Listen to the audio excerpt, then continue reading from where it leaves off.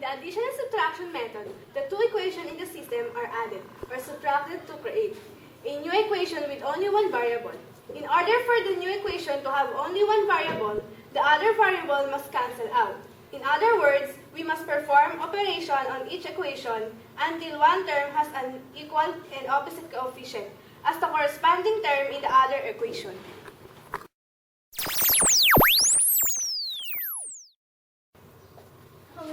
Rule number 1. Rearrange each equation so the variables are on one side and the constant is on the other side. Rule number 2. Multiply one or both equation by an integer so that one term has equal and opposite coefficients in the two equations. Rule number 3. Add the equation to produce single equation with one variable. Rule number 4. Solve for the variable. Rule number 5. Substitute the variable back into one of the equations and solve for the other variable. Rule number 5. Rule number 6. Check the solution. It should satisfy both equations.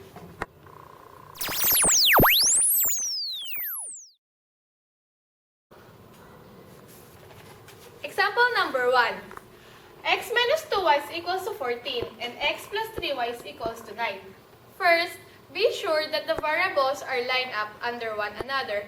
In this problem, they are already lined up. Second, decide which variable, x or y, will be easier to eliminate. X is the easier variable to eliminate since the two x already have the same coefficients. Now, we need to subtract to eliminate the x variable. X minus 2y is equals to 14 minus x plus 3y is equals to 9. Cancel both x and we get negative 5y equals to 5. Solve this simple equation.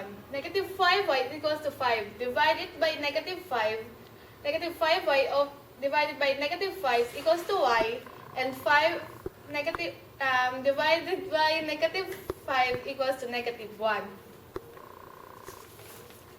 To get the value of x, substitute the negative 1 into y into either of the original equations. X minus 2y is equals to 14. Substitute the y as negative y. As negative 1. X minus 2 times negative 1 equals to 14. X plus 2 is equals to 14. Then we get x equals to 12. To check, substitute the value of x to 12 and y into negative 1 to both original equations. If these answers are correct, both equations will be true. X minus 2y is equals to 14. Substitute the x and y, we get 12 minus 2 times the negative 1 equals to 14. 12 plus 2 is equals to 14. Then we get the true equations. Second original equation is x plus 3y equals to 9. Substitute x and y as 12 and negative 1. We get 12 plus 3 times negative 1. 12 minus 3 is equals to 9. 9 is equals to 9. So the second equation is also true. Example number 2. This is the equation. 2y minus 3x is equals to 7 and 5x is equal to 4y minus 12. First, rearrange the equation. Negative 3x plus 2y is equals to 7 and 5x minus 4y is equals to negative 12. Multiply the first equation by 2. 2 times negative 3x is equals to negative 6x and 2 times 2y is equals to 4y and 7 times 2 is equals to negative 14 and copy the second equation. Negative 3x plus 5x is equals to negative x. 4x plus negative 4y is cancelled. And 14 plus negative 12 is equals to 2. Both equations will be divided into negatives. So x is equals to negative 2. To get the value of y, get the first equation and and x will be negative 2. Negative 3 times negative 2 is equals to 6. And 2, bring down 2y and 7. 2y is equals to 7 minus 6. 2y is equals to 1. And y is 1/2. To check the equation, 2 times 1/2 minus 3 times negative 2 is equal to 7 is equals to 1 plus 6 equals 7. 1 plus 6 is equals to 7 equals 7. And this is check. To check the second equation, 5x is equals to 4y minus 12.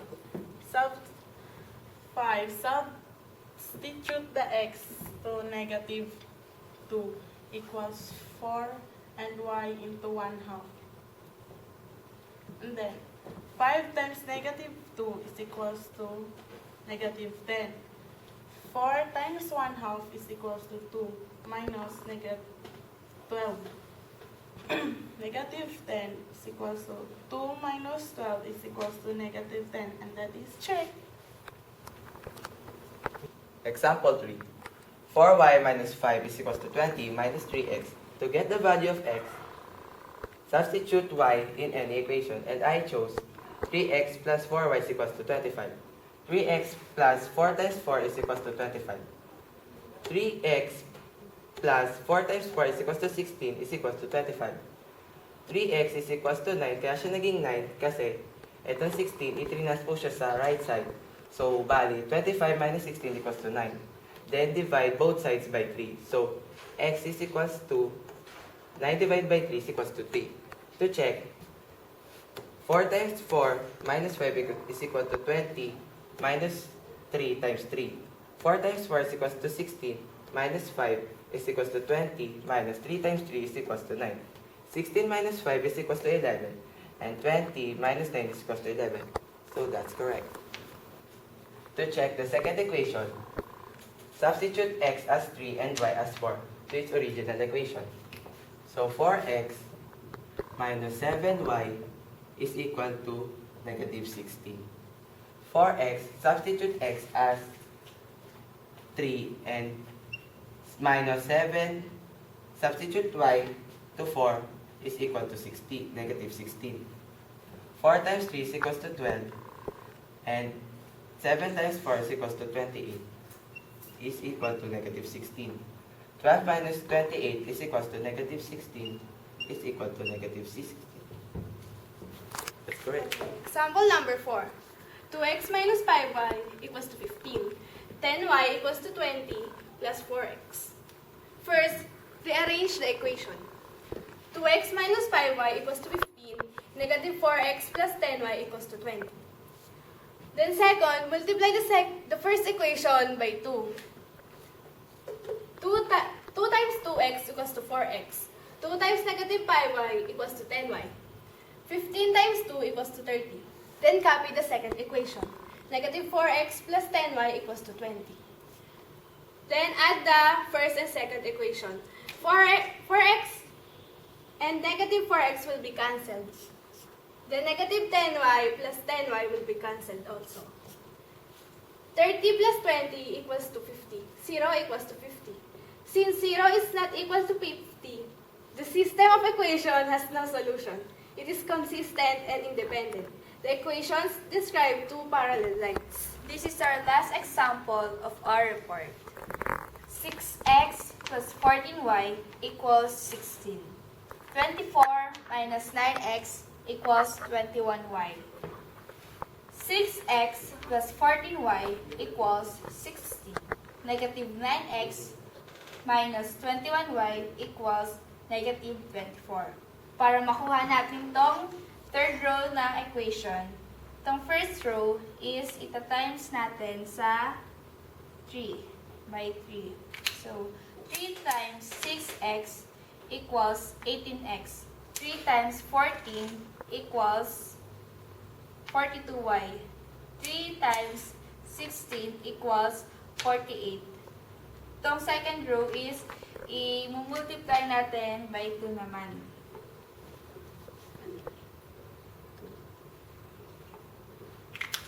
2 times negative 9x equals 18x. 2 times 21y equals 42y. 2 times negative 24 equals negative 48. So, let's cancel the all equation. And the answer is 0 equals 0. Since 0 is equal to 0 for any value of x, the system of equation has infinitely many solutions. Every order pair x, y, which satisfies 6x plus 14y equals 16, or negative 9x minus 21y equals negative 24, is a solution to the system. The system is dependent and consistent. The two equations describe the same line. Thank you.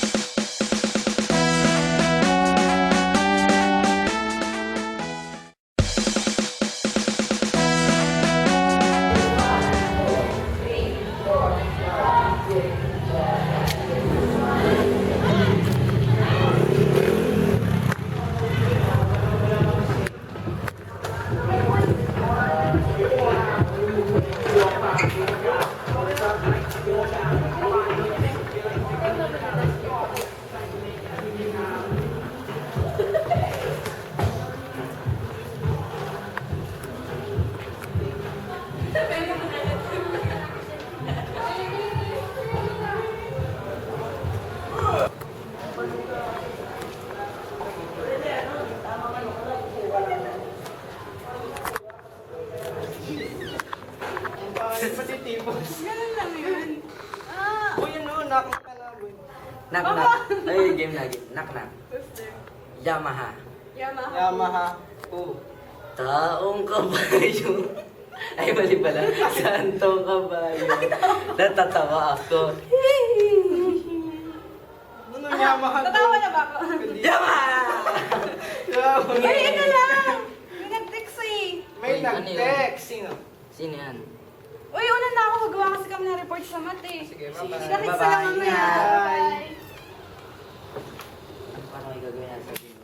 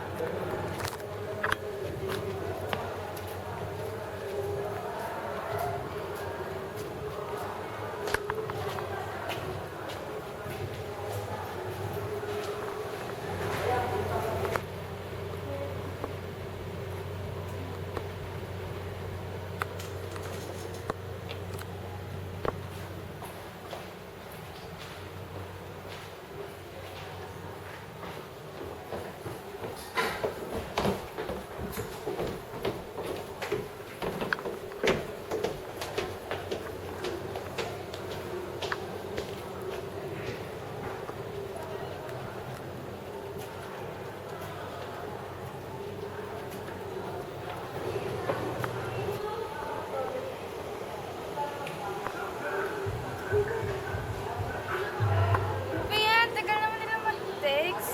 May na pa ako dito. Nasa kaya yung mga yun?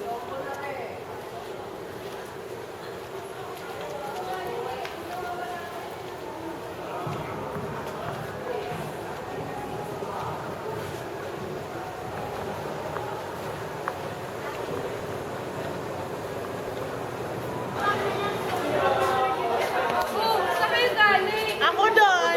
Doon ako galing, oh. Knock. Gagawa pa tayo ng jingle natin. May jingle tayo? Jingle ba? Saglit lang ha. Wait, wait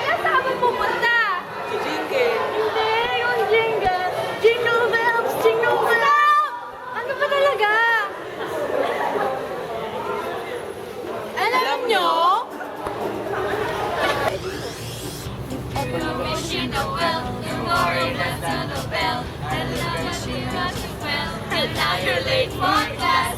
There's no more a wish, like that you just not skip. You don't like this, and now you have bad class. Your books are holding pencil, homework going long time, problem solving. Everything you don't think. Hey, you don't like that. You say it's crazy, but I'm your teacher, so trust me, It's hard at first, but just try it, baby, 'cause I'm your teacher, so trust me, baby. Hey, you don't like math, you say it's crazy, but I'm your teacher, so trust me, baby. And all my old kids just love math daily, 'cause I'm your teacher, so trust me, baby. Before you came to this class, you didn't like math, you get so mad, you get so mad. Before you came to this class, you didn't like math, you get so mad, you get so mad.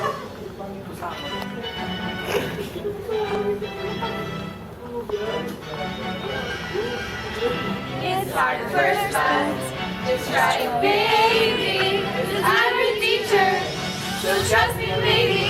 Hey, you don't like math, you say it's crazy, but I'm a teacher, so trust me, baby. It's hard at first, but